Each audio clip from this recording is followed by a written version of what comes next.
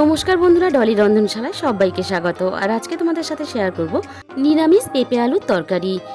এখানে আমি একটা মাঝারি সাইজের পেঁপে ছোট ছোট টুকরো করে কেটে নিয়েছি, আর পেঁপেগুলো খুব ভালোভাবে ধুয়ে পরিষ্কার করে নিয়েছি। আর দুটো মাঝারি সাইজের আলু পেঁপের মতো করেই আমি ছোট ছোট টুকরো করে কেটে নিয়েছি। আর এই রান্নার জন্য আগে থেকে আমি কিছুটা সয়াবিন সিদ্ধ করে ছোট ছোট টুকরো করে আমি কেটে রেডি করে নিয়েছি। আর 1 চামচ পরিমাণ গোবিন্দভোগ চাল আমি 10 মিনিটের জন্য ভিজিয়ে আগে থেকে রেখে দিয়েছিলাম। মিক্সিং জারের মধ্যে আমি গোবিন্দভোগ চালটা অল্প জলের সাথে দিয়ে দিলাম, আর দিয়ে দিলাম সাথে 1 চামচ পরিমাণ পোস্ত। আর ঝালের জন্য আমি এখানে দিয়ে দিলাম একটা কাঁচা লঙ্কা। সব কিছু আমি খুব ভালোভাবে একসাথে একটা পেস্ট বানিয়ে রেডি করে নিলাম। এবারে তাহলে রান্নার দিকে যাওয়া যাক। প্রথমে আমি কড়াইয়ের মধ্যে পরিমাণ মতো সর্ষের তেল দিয়ে দিলাম।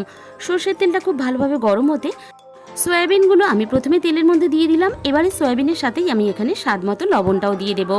লবণ দিয়ে আমি সয়াবিনগুলো প্রথমে খুব ভালোভাবে একটু নাড়াচাড়া করে ভেজে নেব।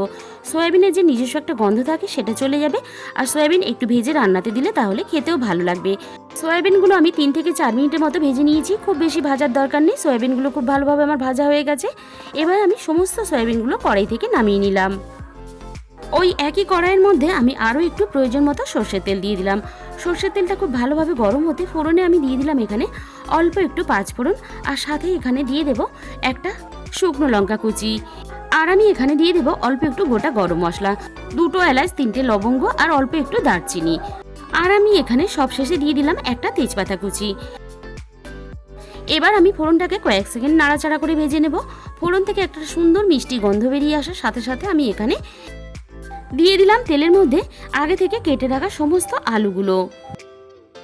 প্রথমে আমি ফোড়নের সাথে আলুগুলো কয়েক মিনিট নাড়াচাড়া করে খুব ভালোভাবে ভেজে নেব।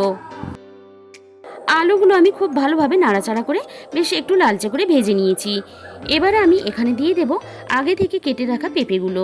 সমস্ত পেঁপেগুলো আমি এখানে দিয়ে দিলাম। এবারে আমি আলু আর পেঁপে আবারও একসাথে নাড়াচাড়া করে খুব ভালোভাবে ভেজে নেব। আলু আর পেঁপে এখানে কয়েক মিনিট একসাথে নাড়াচাড়া করে ভেজে নেওয়ার পরে আমি এখানে দিয়ে দিলাম স্বাদ মতো লবণ। আমি আবারও লবণ দিয়ে আলু পেঁপে একসাথে খুব ভালোভাবে নাড়াচাড়া করে ভেজে নেব। আলাদা করে আলু পেঁপে ভেজে বা আলাদা করে কষিয়ে এই রান্নাটা করার কোনো প্রয়োজন নেই। এইভাবে একসাথে এক পাকে রান্নাটা করলে রান্নাটাও তাড়াতাড়ি হয়ে যাবে, আর সময়টাও অনেকটা কম লাগবে। আলু আর পেঁপে একসাথে নাড়াচাড়া করে ভেজে নিয়ে আমি এখানে দিয়ে দিলাম প্রয়োজন মতো আদা বাটা। এবার আমি আলু পেঁপের সাথে আদা বাটাটা নাড়াচাড়া করে একটু ভেজে নেব, আদার কাঁচা গন্ধটা চলে যাওয়া পর্যন্ত। আদাটা সব কিছুর সাথে নাড়াচাড়া করে ভেজে নেওয়ার পরে এখানে আমি মাঝারি সাইজের একটা টমেটো পেস্ট দিয়ে দিলাম।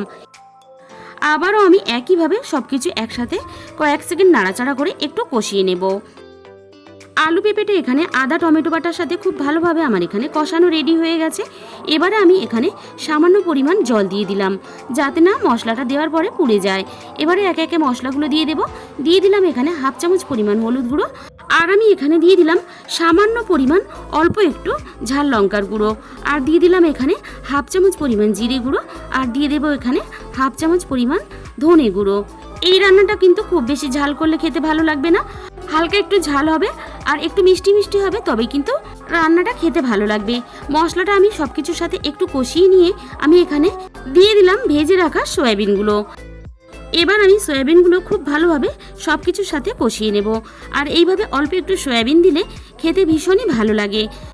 এবার আমি এখানে গোবিন্দভোগ চাল আর পোস্ত বাটাটা দিয়ে দিলাম, আর আমি এখানে দিয়ে দিলাম সামান্য পরিমাণ বাটি ধুয়ে জল। এবার আমি সবকিছু আবারও একসাথে খুব ভালোভাবে নাড়াচাড়া করে কষিয়ে নেব। পেঁপেতে প্রচুর পরিমাণে ভিটামিন থাকা সত্ত্বেও আর পেঁপের যেহেতু নিজস্ব কোনো স্বাদগন্ধ নেই, তাই কিন্তু ছোটরা তো একেবারেই খেতে চায় না। তাছাড়া বড়রাও অনেকে আছেন যারা একেবারেই কিন্তু পেঁপে পছন্দ করেন না। আর এইভাবে যদি নিরামিষ পেঁপে রান্না করে দেওয়া যায়, ছোট থেকে বড় সবাই কিন্তু আঙুল চেটে খাবে।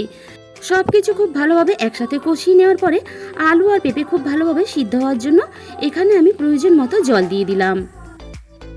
সব কিছু খুব ভালোভাবে একসাথে নাড়াচাড়া করে আমি মিশিয়ে দিলাম। এবার আমি পেঁপে আলু খুব ভালোভাবে সিদ্ধ হওয়ার জন্য আমি ঢাকা দিয়ে দিলাম। এবার আমি সব কিছু খুব ভালোভাবে সিদ্ধ হওয়ার জন্য একটু অপেক্ষা করব। কিছুক্ষণ পরে আমি ঢাকা খুলে দেখে নেব পেঁপে আলু খুব ভালোভাবে সিদ্ধ হয়েছে কিনা। ঝোলটা দেখো আগের থেকে অনেকটাই টেনে গেছে। আবারও আমি সব কিছু একসাথে নাড়াচাড়া করে একটু দেখে নেব পেঁপে আর আলু খুব ভালোভাবে সিদ্ধ হয়েছে কিনা। আলু এখানে খুব ভালোভাবে সিদ্ধ হয়ে গেছে, তার সাথে সাথে কিন্তু পেঁপেগুলোও খুব ভালোভাবে সিদ্ধ হয়ে গেছে। এবার আমি এখানে দিয়ে দেব স্বাদ মতো চিনি। যেহেতু নিরামিষ রান্না তাই অল্প একটু চিনি না দিলে কিন্তু খেতে ভালো লাগবে না। আর তাছাড়া পেঁপের তরকারি অল্প একটু অবশ্যই চিনি ব্যবহার করবে, তাহলে স্বাদের ব্যালেন্সটা একেবারে ঠিকঠাক থাকবে। আমি কিন্তু এই রান্নাটা এরকম একটু হালকা ঝোল ঝোল রাখবো। এবার আমি এখানে সব শেষে দিয়ে দিলাম হাফ চামচের একটু বেশি গরম মশলা গুঁড়ো, আর সব শেষে এখানে দিয়ে দিলাম অল্প একটু ঘি। তবে তোমরা যদি ঘি কেউ পছন্দ না করো তাহলে ঘিটা স্কিপ করে যেতে পারো। অল্প একটু গরম মশলা আর ঘি দিলে এই রান্নার স্বাদ কিন্তু দ্বিগুণ হয়ে যায়।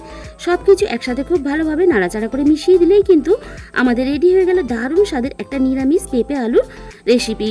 তাহলে বন্ধুরা, আজকের রেসিপিটা ভালো লাগলে অবশ্যই ভিডিওতে একটা লাইক করো আর প্রচুর প্রচুর শেয়ার করো। আর যে সমস্ত বন্ধুরা এখনও পর্যন্ত আমার চ্যানেলটাকে সাবস্ক্রাইব করোনি, এরকম নতুন নতুন অনেক নিরামিষ রেসিপি পেতে অবশ্যই আমার চ্যানেলটাকে সাবস্ক্রাইব করে পাশে থাকা বেল আইকনটা অল করে দিও, যাতে আমি কোনো নতুন রেসিপি আপলোড করলে সবার আগে তোমার কাছে পৌঁছায়।